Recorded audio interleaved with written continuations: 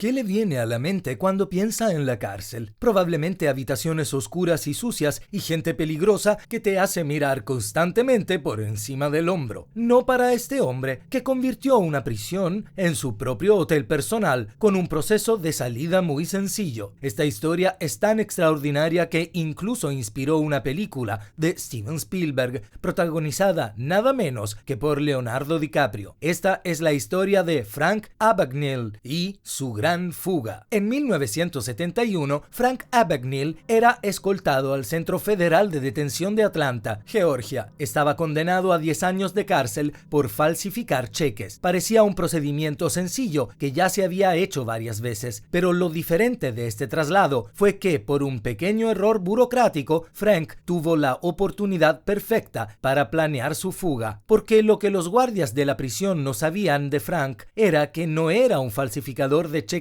cualquiera, sino uno de los mayores estafadores que jamás conocerían. Frank Abagnale comenzó su carrera delictiva a una edad temprana. Todo empezó con el divorcio de sus padres cuando él solo tenía 14 años. Salió corriendo del juzgado cuando le pidieron que eligieran con quién quería vivir, y poco después cometió su primer delito. Desde la separación de sus padres hasta su primer encuentro con la vida delictiva, manejó las cartas de la vida de una forma poco ideal. Su padre, al que quería y respetaba mucho, fue uno de los primeros objetivos de sus impulsos dañinos. Frank encontró la manera de utilizar la tarjeta de su padre para comprar neumáticos y baterías en las gasolineras y luego pedía dinero a los dependientes a cambio de esos productos. Ganó la friolera de $3,400 estafando a su padre, y esto resultó ser solo el principio. Frank no tardó en hacerse una reputación como delincuente profesional y empezó a suplantar identidades a la edad de 15 años. Al principio, sus hazañas consistían en falsificar cheques y cometer pequeños hurtos, pero a los 21 años ya era uno de los delincuentes más buscados del mundo. Ya se había hecho pasar por profesor, médico e incluso piloto. Incluso había quebrantado la libertad condicional en varias ocasiones, y en una de ellas lo hizo robando un coche. Los encontronazos con la ley no era nada nuevo para Frank. Sin embargo, esta vez era diferente. Sentía que era su momento de brillar mientras era escoltado a prisión por un U.S. Marshal. En su línea de pensamiento, este momento debe haber sido un verdadero salón de la fama para él, pero las cosas estaban a punto de mejorar para Frank.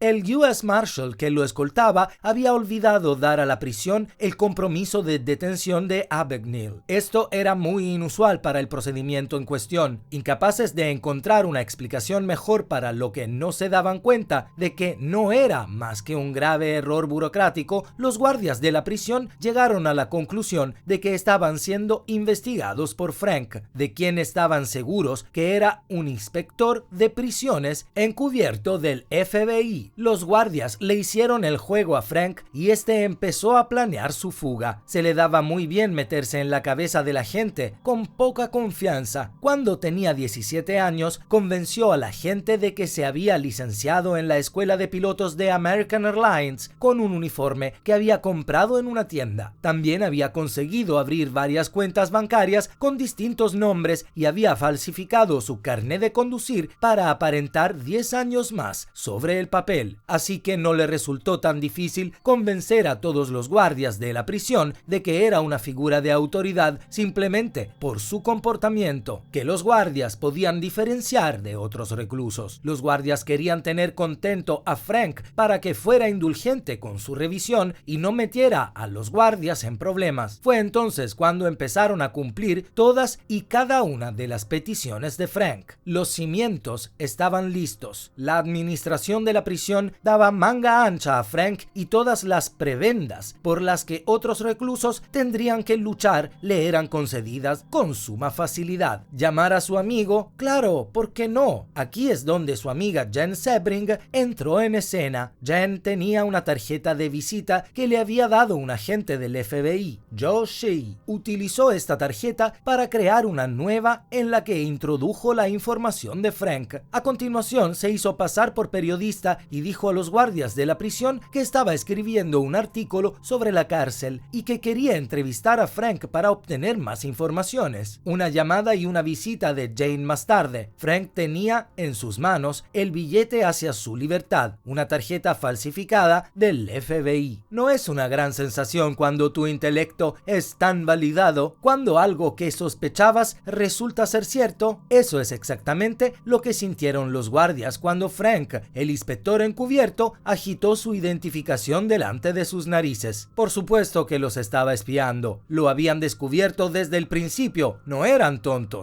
o al menos eso creían. Con el pretexto de salir a reunirse con su socio, Frank Abagnale, el maestro estafador, se vio finalmente en la cuerda floja, una vez más. Para entender mejor la audacia de esta fuga, hay que saber que esta prisión de Atlanta no era una cárcel cualquiera, era una prisión de alta seguridad que tenía un legado detrás. Había albergado Al Capone, uno de los criminales de carrera más peligrosos de la historia del mundo, que solo consiguió escapar de una prisión de máxima de seguridad considerada imposible de evadir con la ayuda de su red de cómplices. Y el señor Abagnale no necesitó más que un paseo. Tampoco era la primera vez que Frank escapaba de la cárcel. Una vez se escabulló de la cárcel del condado de Cobb durante un destacamiento de trabajo, que en Estados Unidos es el nombre que recibe el trabajo remunerado que debe hacer todo preso. Pero Frank tuvo que enfrentarse a las consecuencias que acabaron llamando a su puerta por culpa del camino que él mismo se allanó. Apenas un par de meses después de salir, confiando del Centro Federal de Detención de Atlanta, fue detenido y pasó 4 años en prisión. ¿Fue este el final del camino para Frank? La gran fuga duró solo un par de meses. Una vez más, la vida se volvió muy difícil para Frank después de la cárcel. Al principio tuvo muchos trabajos ocasionales, aceptó múltiples oportunidades laborales y trabajó como tendero, cocinero y proyeccionista de cine. Pero la triste realidad es que la sociedad no cree en dar una segunda oportunidad a los delincuentes convictos. Así que cada vez que Frank intentaba mantener un empleo, era despedido en cuanto salía a la luz su pasado delictivo. Derrotado, Frank volvió a sus andadas delictivas haciéndose pasar por un piloto con un máster. Pero su identidad fue descubierta rápidamente y fue sancionado antes de poder ejecutar su plan. La vida le cambió de verdad cuando su pasado delictivo se convirtió en una herramienta útil para las fuerzas del orden. Su tiempo en prisión se redujo cuando ofreció sus servicios como asesor del FBI. Su pasado como delincuente se convirtió en una ventaja, ya que fundó su propia empresa privada de consultoría sobre fraudes financieros, Abagnale y Asociado. Esa película de Steven Spielberg, mencionada antes en el video, se basó en la propia vida de Frank y en su libro autobiográfico del mismo nombre, Atrápame si puedes. La vida que se labró tras su carrera delictiva es realmente extraordinaria. No muchos habrían dado a un delincuente convicto una segunda oportunidad en la vida, así que él mismo se la construyó desde los cimientos. Más tarde, el mismo agente del FBI, cuya identidad robó Frank para escapar de la cárcel, y la primera persona que detuvo a Frank, el agente John Shea, se convirtió en amigo íntimo de Frank